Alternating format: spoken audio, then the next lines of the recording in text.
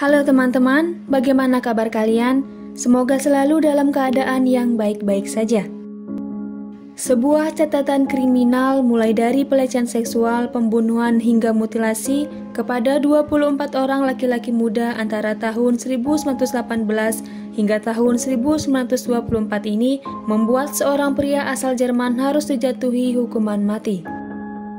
Ia adalah seorang homoseksual dan dikenal dengan julukan si jagal dari Hanover. Ia juga dijuluki sebagai vampir atau manusia serigala karena metode pembunuhan yang paling ia sukai adalah dengan menggigit tenggorokan korbannya hingga tewas. Pada tahun 1920-an, ia adalah penjual daging yang sukses. Ia menjual daging di black market dengan harga yang murah. Tapi siapa sangka daging tersebut dijual murah karena berasal dari daging manusia, yaitu daging dari korban mutilasi yang ia lakukan. Fritz Haarmann lahir pada tanggal 25 Oktober 1879 di wilayah Hanover di Jerman. Meski ia adalah seorang laki-laki, sedari kecil Haarmann sudah berperilaku seperti perempuan. Ia suka bermain boneka dan seringkali menggunakan gaun. Haarmann juga jarang bergaul dan bahkan menghindari teman-temannya, terutama laki-laki. Akibat perilakunya tersebut, ayahnya memaksa Haarmann untuk berperilaku layaknya sebagai anak laki-laki pada umumnya. Haarmann juga dipaksa untuk masuk ke sekolah militer di Jerman. Ketika bersekolah di sana, Haarmann dinyatakan mengidap epilepsi dan akhirnya ia dikeluarkan dari sekolah itu. Haarmann kemudian bekerja di pabrik cerutu ayahnya selama kurang lebih 1 tahun. Setelah itulah Haarmann melakukan kejahatan pertamanya, yaitu melakukan pelecehan seksual terhadap seorang anak laki-laki. Ia pun ditangkap dan didakwa mengidap gangguan jiwa. Akhirnya Haarmann dikirim ke rumah sakit jiwa. Belum sembuh, Haarmann diketahui kabur dari rumah sakit itu dan menuju wilayah Swiss. Di negara itu, Haarmann bertemu dengan seorang gadis muda bernama Erna Lord. Tak berselang lama mereka pun bertunangan. Namun entah mengapa dalam waktu singkat pertunangan tersebut berakhir. Haarmann pun kembali ke Jerman pada tahun 1900 untuk menyelesaikan dinas wajib militer.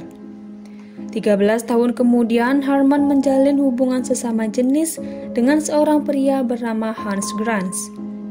Mereka pun hidup bersama dalam satu rumah. Fritz Haarmann memulai kembali aksi kriminalnya dengan bantuan kaki tangannya, yaitu Hans Grans. Saat itu, Haarmann dikenal sebagai penjual daging yang sukses. Ia mampu menjual daging dengan harga yang murah, sehingga ia dicintai oleh ibu-ibu rumah tangga. Tapi siapa sangka, daging tersebut dijual murah karena bukanlah daging biasa. Daging itu berasal dari daging manusia, yaitu daging dari korban mutilasi yang Haarmann lakukan. Pada tahun 1918 hingga tahun 1923, Haarmann melakukan pembunuhan dan pemerkosaan secara besar-besaran. Secara acak, ia seringkali membunuh lelaki muda maupun PSK laki-laki yang ia temui di sekitar stasiun kereta api pusat Hanover. Di tahun-tahun itu, rumor telah banyak beredar mengenai banyaknya anak-anak dan remaja yang menghilang secara misterius di wilayah Hanover. Pada tanggal 17 Mei 1924, anak-anak yang sedang bermain menemukan tengkorak manusia di sekitar Sungai Lane. 2 minggu kemudian, tengkorak kembali ditemukan tak jauh dari tempat penemuan pertama. Kerangka tersebut kemudian diidentifikasi sebagai mayat laki-laki muda yang berusia 18 hingga 20 tahun. Tak lama kemudian, kerangka manusia kembali ditemukan di dalam sebuah karung di dekat lapangan sebuah desa di wilayah itu. Pada tanggal 8 Juni 1924, ratusan penduduk Hanover berkumpul di dekat Sungai Lane dan memeriksa tepi sungai dan daerah sekitarnya. Mereka menemukan sejumlah tulang manusia yang kemudian diserahkan kepada polisi. Menanggapi penemuan terbaru tersebut, polisi memutuskan untuk menyisir seluruh bagian sungai yang mengalir melalui pusat kota. Mereka akhirnya berhasil menemukan lebih dari 500 tulang manusia. Kali ini kecurigaan polisi telah mengarah kepada Herman. Polisi mengetahui bahwa Herman adalah seorang homoseksual. Pada malam hari di tanggal 22 Juni 1924, Herman diamati oleh 2 petugas kepolisian di stasiun pusat Hanover. Saat itu Herman terlihat sedang berdebat dengan seorang anak laki-laki berusia 15 tahun yang diketahui bernama Carl Fromm. Ketika itu polisi mendekat dan Herman menuduh bahwa Carl Fromm harus ditangkap karena berpergian dengan dokumen palsu.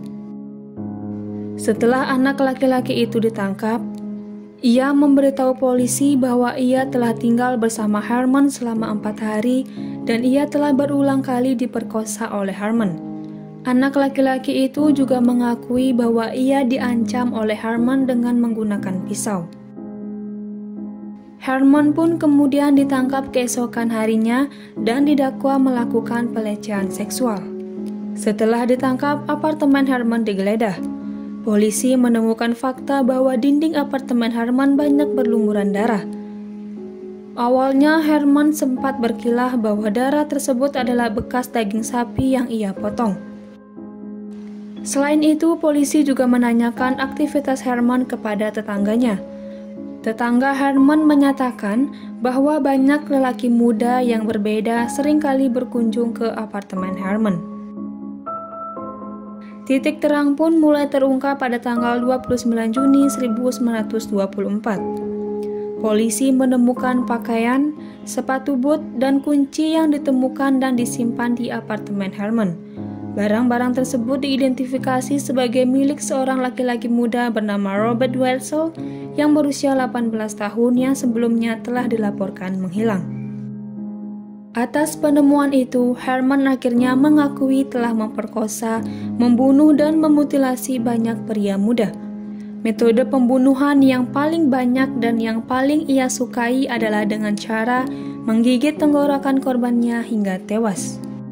Dalam pengakuannya, Herman tidak pernah benar-benar bermaksud untuk membunuh korban-korbannya, tetapi nafsu yang ia miliki membuatnya tak tertahankan untuk melukai korbannya. Herman memutilasi korban-korbannya menjadi beberapa bagian. Herman seringkali memisahkan tempat pembuangan mayat-mayat korbannya antara bagian tengkorak ataupun badan. Sebenarnya Herman mengklaim telah membunuh sekitar 50 hingga 70 orang. Namun polisi hanya bisa menghubungkan Herman dengan hilangnya 27 pemuda dan akhirnya ia didakwa dengan 27 pembunuhan.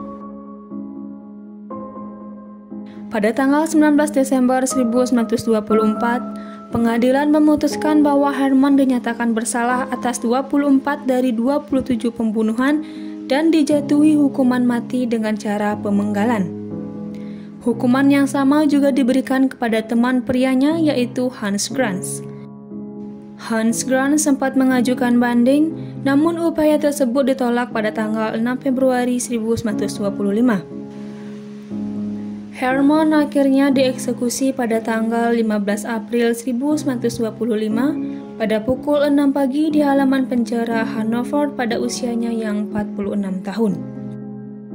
Dikutip dari VOA Indonesia, setelah kematian Fritz Herman dengan cara dipenggal, kepala Fritz Herman diawetkan dengan formalin dan disimpan untuk tujuan penelitian.